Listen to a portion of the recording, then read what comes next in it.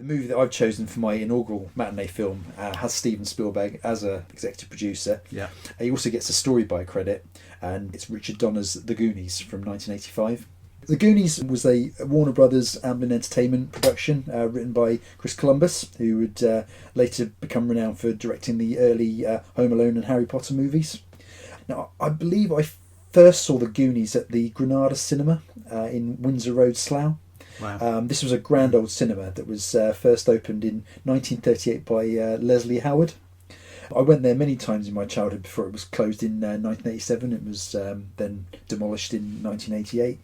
Since that first screening, I've regularly rewatched The Goonies, and I never tire of it.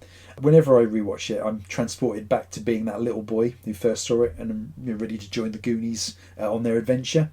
For those of you who are unfamiliar, or maybe people who've not seen it for a long time, the basic outline of the story is that on the eve of their families being forcefully evicted from their homes so that developers can demolish them and replace them with a golf course, a gang of friends who live in the town of Astoria in Oregon and call themselves the Goonies discover a map and a key which they believe will lead them to the hidden treasure of a local pirate legend named... Remember this? One-Eyed Willie. One-Eyed Willie. Which we'll come back to in a minute. not something you I don't think you'd see in a family film nowadays. And they then set off on one last adventure together.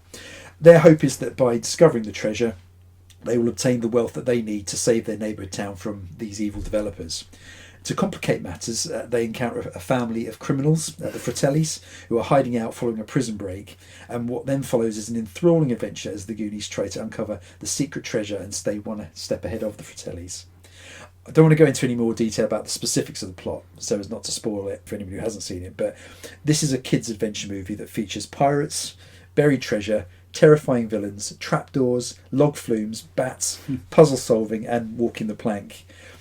As a 7-year-old, when I first saw it, for me it had everything. I thought it was the coolest thing ever, and I thought the Goonies were the coolest kids ever. You believe in the characters, you believe this is just one of many adventures that the Goonies have been on. And I think that's, for me, that's what sets it apart from the likes of Star Wars and the Indiana Jones films, the fact that these were kids. And as a kid watching it at the time, you felt like you could be one of them, and that if you're lucky enough, you would have your own set of friends that you could call the Goonies, because ultimately, it's a film about friendship. Quite a personal film for me, and sort of kind of formative in my early development of loving film. But Simon, what's your thoughts on the Goonies, and what's your history with it? Well, prior to I think last week or the week before, I hadn't seen the Goonies for I think 25 years. It was a long time. Did you see it at the cinema, do you recall? No, I didn't. No. I think I first saw it on TV in the 80s, and I think I had it recorded on video off TV. And I remember liking it. I always liked it. I always thought it was good. For me, it wasn't a game changer, and I think I would put that down to the fact that I'm a bit older than you, and so I was probably... So when did it come out? What year was it? 85. 85. So I was 16 at the time. So I was probably watching other things. You were watching a cooler. Well, no, I wouldn't say that, but I think age does play a part. But no, it was a really interesting rewatch recently. I think one of the things, and you've touched upon it already, but one of the things that really struck me was the humour, and it's very dark in places. Some of the sex references. There's fat shaming. Yeah. There's a little bit of racism in there, I think, as well. I mean, things that you wouldn't have in a modern movie, obviously. No. But I still think it's really enjoyable, and it has got the Steven Spielberg, seal of approval all over it. It's very much a Steven Spielberg of that period. Yes, yeah. When you think of Steven Spielberg films of that era, and people talking about the Spielbergian film, they're not talking about The Colour Purple. From the same year. Yeah, they're talking about Goonies, The Gremlins. Yeah. These are films that he didn't direct, but they are, as you say, they've got his stamp all over them. Yeah, absolutely. So, would you say that Goonies was a sort of gateway film for you in any way, in terms of like fantasy and possibly horror? I don't think I was consciously aware of being. I think certainly, it is scary. I think, there's, I was struck again just rewatching it, just how scary some of those scenes are. you have a scene fairly early on where one of the Goonies is captured and almost has his hand taken off in a blender. Oh yes, it's quite a threatening scene. Yes. I was curious. Well, you mentioned obviously you think you first saw it probably recording off the television. Yeah, it is quite a. It's quite a sweary film. Yes. As a lot of kids' films were in the 80s. So I do wonder whether maybe some of those how much of it would have actually been cut from those initial screenings that you've seen on television. Absolutely. Yeah. It was interesting. You mentioned obviously sort of being a bit older when you saw it, because that was something I was sort of curious of rewatching again. Was kind of, what do people think of the Goonies who are not of my age group and didn't experience it at the same age and in the same circumstances as me. I mean, I've spoken to my daughter who's she's 17 at the moment. We showed her the film a few years back, and I said to her, what did you think of the Goonies? And she really enjoyed it. And, I've spoken to to other people as well of varying age groups, and I think it is a film that still resonates across the ages, but I think it's probably most special to the people who saw it as a brand new film. I guess it's similar to people who are watching Marvel films for the first time. Absolutely, as kids. Same impact. Nowadays. Yeah, So definitely. But so there's a few other things I'd like to mention just about the film is that I think the opening credits are really memorable. We talked about Kikujiro and the opening credits there. I think this again does a really good job of setting the scene. It's basically set against the Fratelli's prison break, and what had basically the opening credits take place over the ensuing car chase with the police trailing the Fratellis all through the town. But what it does is you encounter each of the Goonies individually, as the cars streak past them. So I thought it was a really good way of introducing the film. We also have to mention the character of Sloth. Yes. So Sloth is the deformed older brother of the Fratellis. He's initially presented in the film as a scary monster figure. But he then later becomes an honorary Goonie. I mean the costume and the makeup design to create him is absolutely fantastic. I think we were talking before we started recording about you commented on his the amazing effects with his amazing moving ears.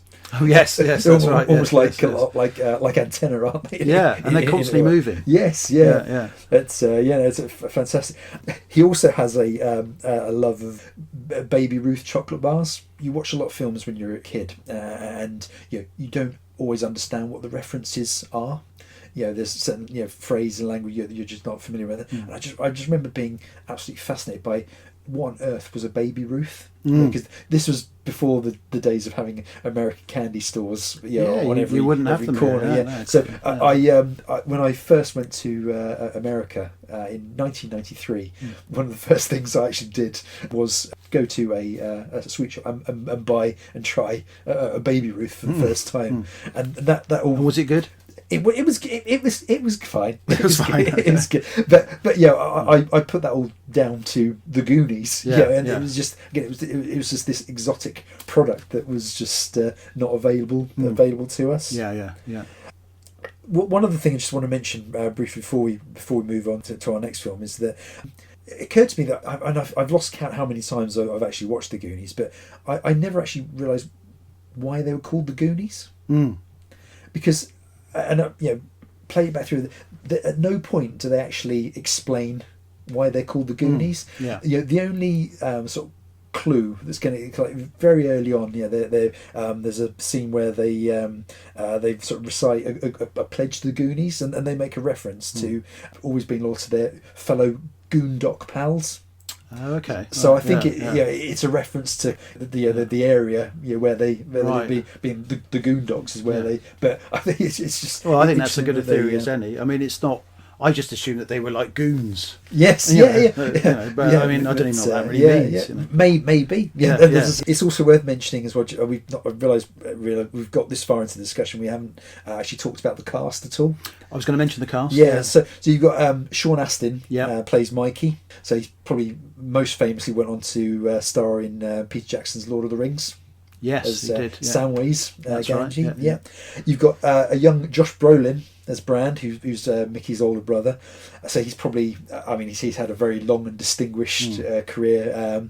I guess to a lot of audiences, he's probably most famous as Thanos in the Avengers, Of course, films. Yeah. Interestingly, there is a scene very early on in the Goonies where the rest of the Goonies managed to actually successfully overpower and restrain him, Yes, which is right. something that the Avengers failed to do in Infinity War. So maybe the Goonies are actually tougher than the Avengers.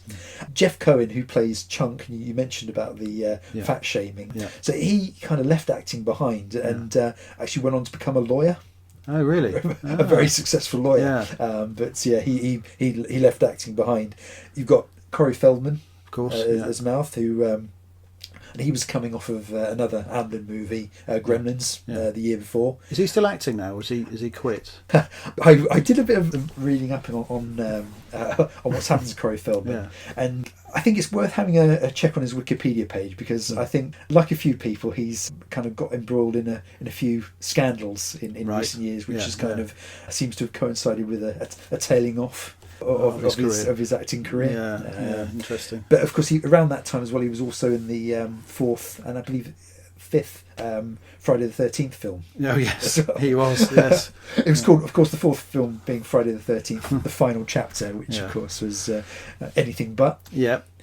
You've also got, I have to mention as well, you've got Ke Huy Quan as Data, who previously had starred in Indiana Jones and the Temple of Doom. A short round, and then he took a break from acting for almost 35 years before making a spectacular comeback a few years ago in Everything Everywhere All at Once. Oh right, I didn't realise that. Didn't make that connection. Winning Best Supporting Actor Oscar. Wow, obviously, right. but he pretty much disappeared. Actually, left acting behind before making a pretty spectacular triumphant comeback. return. Yeah. The Fratellis, you've got Robert Davey as Jake, Joe Pantoliano. Oh, we love him. As Francis. Absolutely brilliant in The Sopranos. Of course, and you've got Anne Ramsey as Mama Fratelli, who sadly died a few years after the film, but not before she starred in another classic 1980s I know what you're going to say. Throw Mama from the Train. Yes. You've also got Mary Ellen Trainor, who actually died a few years ago. She plays Mrs. Walsh, who's Mikey and Brand's mother. I mention her because she would also go on to appear in all four of Richard Donner's Lethal Weapon films. Ah, right. Okay. The Goonies, interestingly, has never had a sequel. Have you got any theories on that, of why that might be? Well, I think in recent years and even in recent months, there's always been talk of a legacy sequel. Yeah. But it's just never happened. Oh.